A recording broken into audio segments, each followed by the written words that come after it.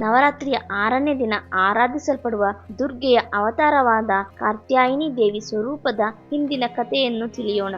ಒಮ್ಮೆ ಮಹಿಷಾಸುರನೆಂಬ ಅಸುರನು ತ್ರಿಲೋಕವನ್ನೇ ಕಬಳಿಸಿ ದೇವತೆಗಳನ್ನು ತೊಂದರೆಗೊಳಿಸುತ್ತಿದ್ದನು. ದೇವತೆಗಳು ತೀವ್ರ ಸಂಕಟಕ್ಕೊಳಗಾದರು. ಆ ಸಮಯದಲ್ಲಿ ಬ್ರಹ್ಮ, ವಿಷ್ಣು, ಶಿವನೊಂದಿಗೆ ಎಲ್ಲ ದೇವತೆಗಳು ತಮ್ಮ ಶಕ್ತಿಯನ್ನು ಒಂದಾಗಿಸಿದರು. ಆ ದಿವ್ಯ ಶಕ್ತಿಯ ತೇಜಸ್ಸಿನಿಂದ ಒಬ್ಬ ಸುಂದರ ಮತ್ತು ಬಲಶಾಲಿಯಾದ ದೇವಿ ರೂಪ ಹೊರಬಂದಿತು. ಆ ದಿವ್ಯ ಶಕ್ತಿಯು ಋಷಿ ಕಾತ್ಯಾಯನರ ಆಶ್ರಮದಲ್ಲಿ ಪ್ರತ್ಯಕ್ಷವಾಯಿತು. ಕಾತ್ಯಾಯನ ಋಷಿಯೇ ಮೊದಲಿಗೆ ಆ ದೇವಿಯನ್ನು ಆರಾಧಿಸಿದರು ಮತ್ತು ಅವರು ಆಕೆಯನ್ನು ತಮ್ಮ ಮಗಳೆಂದು ಸ್ವೀಕರಿಸಿದರು.